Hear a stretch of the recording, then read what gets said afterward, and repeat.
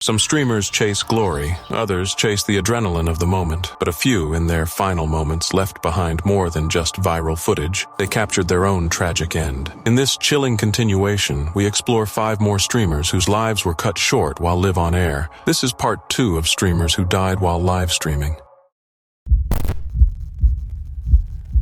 From the instant Greg Plitt appeared on camera, his intensity was undeniable. He wasn't simply a fitness personality. He embodied raw determination and relentless drive. A former Army Ranger and West Point graduate, Greg had leapt from over 1,000 planes during his military career, and he carried that same fearless, high-octane energy into his post-military life. When he entered the world of fitness, he wasn't content to just offer routines or motivational talk. He lived every word he preached. Greg wasn't about aesthetics or surface-level gains. He was about grit, pushing mental and physical boundaries, and challenging people to break through limitations. Launching his YouTube channel in 2009, Greg transformed it into a platform that felt less like a fitness vlog and more like a digital boot camp. His videos weren't passive how-tos, they were charged calls to action. With over 120 uploads, Greg's message was unwavering. Give more, train harder, stop making excuses. His delivery was intense, part motivational coach, part soldier on a mission. You've got more inside of you than you know, he'd shout. Stop selling yourself short. Every clip felt like he was speaking directly to you, daring you to do more,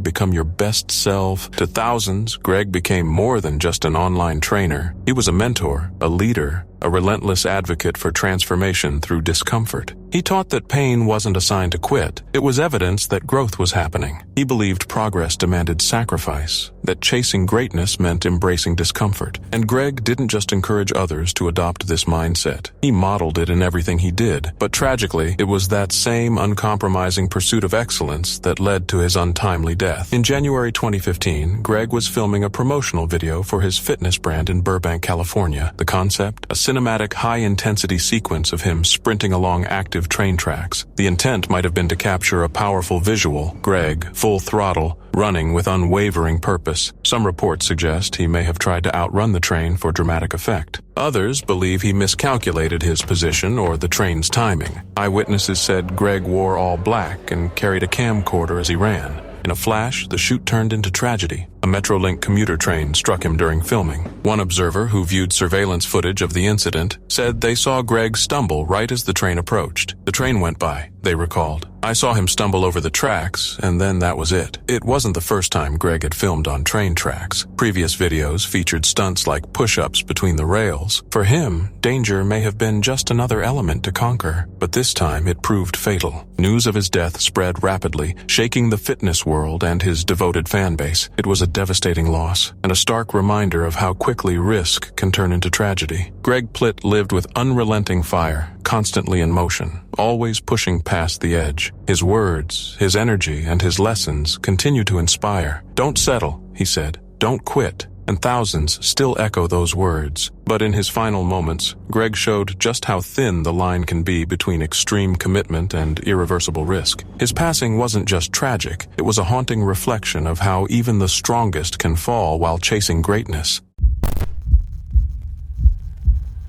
James Stobbe, known online as Stobe the Hobo, wasn't your average YouTube creator. While most YouTubers built their followings through vlogs, gaming, or lifestyle content, James carved a very different path, one that felt more like a chapter from a classic American novel than a modern internet channel. His videos chronicled his life as a 21st century vagabond, hopping freight trains across the country with little more than a camera, a backpack, and an adventurous spirit. There was something almost hypnotic about his content. Perched calmly on the edge of a moving boxcar, Stowe would speak to his viewers in a low, mellow tone, often mixing dry humor with genuine observations. He'd comment on the changing scenery, point out small towns with quirky charm, or reflect on the overlooked beauty of rusting rails and forgotten places. In one moment of quiet narration, he remarked, "We'll be crossing the Red River into North Dakota and Fargo, which looks a little more interesting." It was those simple observational moments that made his videos so compelling. But while the tone of his videos was often serene, the reality of his lifestyle was anything but safe. Train hopping is illegal, unpredictable, and extremely dangerous. That risk, however, was part of what drew James to it. He wasn't in it for views or internet fame. He was chasing something deeper: raw freedom, untouched solitude, and the romantic mystery of the open rails. His videos didn't just showcase travel. They captured a way of life that most people couldn't imagine, filmed from rail yards, abandoned tracks, and the backs of moving freight cars. Then came the tragic end to his journey. On November 8,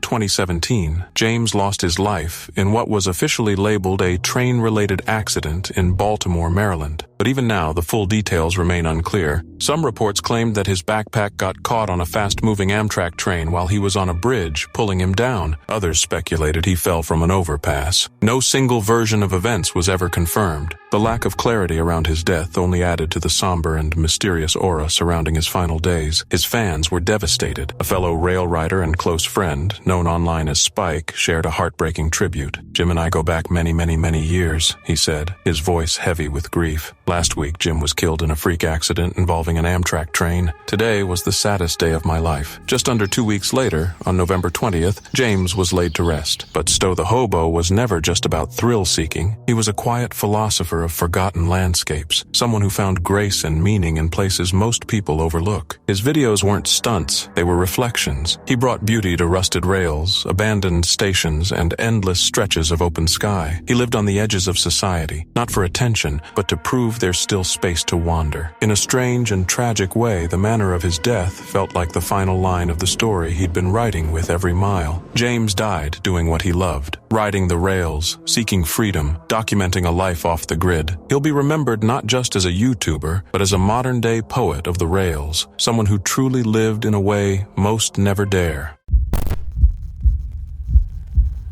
Not every YouTube journey is filled with excitement, adventure, or fame. Some begin with innocent dreams and end in unimaginable heartbreak. Such was the tragic case of Harley Dilley, a 13-year-old boy from Port Clinton, Ohio, who, like many kids his age, simply wanted to be a YouTuber. What started as a young boy sharing his world online ended in a community grieving a devastating loss. On August 20th, 2019, Harley launched his second YouTube channel, Harley Dilley 2.0. His videos were lighthearted and typical for a kid his age: mobile gameplay of Madden NFL 20, the occasional vlog, and commentary filled with youthful enthusiasm. There were no flashy thumbnails or attention-grabbing stunts, just a boy excited to be part of the digital era. He wasn't chasing fame. He was chasing connection and fun, hoping his voice would be heard among millions. But just 4 months later, on December 20th, Harley left his house for school and never returned. He didn't show up to class. He didn't come home. And alarmingly, he wasn't reported missing until over 40 hours later. That delay raised immediate concern, not just among local authorities, but online communities who followed the unfolding story. Suspicion soon grew, particularly toward Harley's home life and family. Internet users began combing through Harley's content, and on platforms like Reddit, theories began to emerge. Some speculated his home life was troubled. Rumors suggested he was sometimes locked out of his house or left outside for long periods. A few users uncovered clips where Harley casually mentioned conflicts with his parents. In one clip, he described a heated moment with his mother. "My mom wanted me to go with her to get a friend, and I said I don't want to. I have work to do. I want to go home and stay." We argued for about 5 minutes. Then she snapped. Said she was going to call the police. Said she already did. While these statements didn't confirm abuse, they painted a picture of possible emotional strain and a lack of support. Meanwhile, Harley's disappearance triggered a massive effort. Volunteers searched daily. Police followed leads. Vigils were held. The town of Port Clinton rallied behind his name, hoping for his safe return. But as days turned to weeks, hope began to fade. Then, on January 13th, 2020, nearly a month after Harley vanished, the mystery came to a tragic conclusion. His body was discovered inside the chimney of a vacant house just across the street from his own home. Investigators believe Harley had climbed onto the roof and tried to enter the house through the chimney, possibly to escape the cold, hide after an argument, or find refuge. Tragically, he became stuck and died of asphyxiation. There was no sign he was filming at the time, and foul play was ruled out. But questions lingered. The strange and heartbreaking nature of his death shocked both the local community and the wider internet. Harley wasn't a controversial figure. He wasn't doing anything dangerous for views. He was just a boy with a dream, a phone, and a YouTube channel, trying to carve out a small place in the world. A local news anchor summarized the city's grief during a memorial broadcast. The city of Port Clinton continues to rally tonight for Harley Dilley, the teenager who got trapped and died in a chimney. Harley's story serves as a sobering reminder. Not every dream leads to success, and youth does not shield one from tragedy. He wanted to be seen, to be heard, and in the end, his story touched the world in the most painful of ways. In March 2014, a chilling video surfaced on the Whirlpool Hitman YouTube channel, opening with a quote that echoed with haunting clarity: "Live as if you were to die tomorrow. Learn as if you were to live forever." At first, it seemed like another daring upload from a man who thrived on danger and chaos. But behind the screen was Jacob Koshel, a 28-year-old thrill-seeker from West Cornwall, England, whose deep fascination with risk would ultimately cost him his life. Jacob wasn't your typical adrenaline junkie. His channel was a unique blend of extreme sports footage and personal reflection. Fans watched him take on some of the most dangerous stunts imaginable: cave diving, cliff jumping, swimming through stormy seas. But the one constant was his obsession with whirlpools. These swirling, powerful vortices of water represented more than just natural hazards to Jacob. They were challenges, tests of will, and perhaps even symbolic spiritual forces pulling him toward the edge. On May 28, 2013, a particularly fierce whirlpool formed in Sanon Cove, a rugged coastal spot Jacob knew well. Unlike any whirlpool he had encountered before, this one was vast, violent, and almost alive in its intensity. Drawn like a moth to a flame, Jacob couldn't resist the temptation to face it head-on and to capture it on camera. He enlisted his friend, David Rain, to film the stunt. True to Jacob's eccentric style, he donned a rubber horse mask for the dive, a darkly humorous flourish that highlighted his desire not only to confront danger, but to turn it into a spectacle. As Jacob plunged into the swirling waters, David filmed from the safety of the rocky shore, initially cracking jokes but gradually growing more anxious. For half an hour, Jacob maneuvered through the deadly currents with a skill that was equal parts awe-inspiring and terrifying. At one point, he likened the whirlpool's pull to surfing a wave, joking, "It's really similar to surfing, just flowing with it." But David sensed the risk was escalating and urged Jacob to stop. "I reckon you got enough? You got enough footage?" he called out. Yet Jacob was relentless. Determined to get a shot from the heart of the vortex, he asked for a stick-mounted GoPro to film from inside the whirlpool itself. He dove once more, and this time he never resurfaced. Seconds dragged into minutes. Panic consumed David, who plunged into the water in desperate search. What he found was far from the fearless adventurer they all knew. Jacob's lifeless body, face down and caught in the whirlpool's merciless grip. The final video was later posted to the channel after Jacob's death. What was once a playful, inspiring mantra now felt like a chilling prophecy.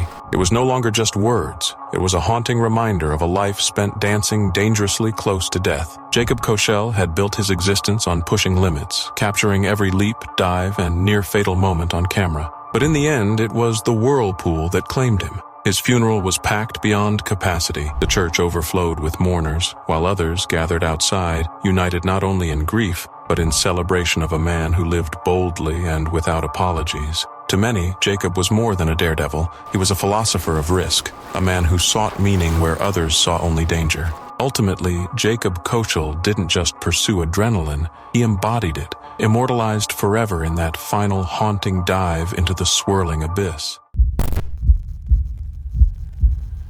Not all tragedies in the YouTube world arise from loneliness, mental struggles, or isolated dangers. Some unfold from ambition, high-risk gambles aimed at viral fame, where the price paid is irreversible. For Pedro Ruiz III, that price was his life. On June 26, 2017, 22-year-old Pedro set out to create what he hoped would be a viral sensation on his budding channel, Damn It Boy. His goal was simple yet dangerous: to achieve internet stardom through a stunt involving a .50 caliber Desert Eagle handgun, a thick hardcover encyclopedia, and his pregnant girlfriend, Mona Lisa Perez, holding the gun. Pedro dreamed of more than just fleeting fame. He wanted to be legendary. His mantra was one echoed by many desperate creators chasing internet recognition: "I may fail, but if I fail, I want to die trying." Tragically, those words would come to define his final moments. The stunt itself was reckless and ill-conceived. Pedro believed the encyclopedia could stop a bullet from a .50 caliber Desert Eagle, one of the most powerful handgun rounds available. Despite Mona's persistent objections, lasting over a month, Pedro convinced her to go through with it. Mona was pregnant with their second child, clearly uneasy, but ultimately agreed after Pedro assured her the test was safe. Just hours before the attempt, Mona tweeted, "Me and Pedro are probably going to shoot one of the most dangerous videos ever." The stunt was carried out in front of nearly 30 onlookers, including their young daughter, just outside their home in Hallstatt, Minnesota. Pedro stood firmly holding the encyclopedia against his chest. Mona was only a foot away, the Desert Eagle in her hands. Pedro reassured her it would work, convincing her to proceed. Then Mona pulled the trigger. The bullet blasted through the encyclopedia and struck Pedro's chest, delivering a fatal wound. His final words, caught on camera mere moments before the shot, were a desperate plea. "Stop, babe, stop!" Mona's immediate reaction was panic. She called 911, sobbing uncontrollably, but it was too late. Pedro was pronounced dead at the scene. What followed was a legal and emotional ordeal. Mona was charged with second-degree manslaughter. Throughout the trial, it became clear this wasn't a spur-of-the-moment mistake, but a carefully planned stunt driven by ambition, desperation, and the pressure of internet fame. She eventually pleaded guilty, receiving a 180-day jail sentence, 10 years of probation, and a lifetime ban on owning firearms or profiting from the video. Her sentence was split, 90 days in jail, followed by house arrest for the remainder. Though lighter than some expected, Mona's sentence reflected the tragic complexity of the situation. She never intended to kill Pedro, but she was emotionally manipulated and pressured. Yet she still pulled the trigger. Pedro's death stands as a stark warning about the darker side of online fame, where the boundaries between content creation and real-life consequences blur fatally. His story isn't just about one catastrophic stunt. It reveals how far some will go to be noticed, to go viral, and to feel important in a world where attention is the ultimate currency. No number of views, subscribers, or likes could ever justify the price Pedro paid. The video of the fatal stunt remains sealed, never released or monetized legally. Yet the story persists, shared quietly on YouTube forums, debated in Reddit threads, whispered among creators. It has become a cautionary tale, not measured in clicks, but in the grave warning it carries. Pedro Ruiz III chased fame and paid the ultimate cost. His story is a haunting reminder: when the stakes are life itself, there are no second chances.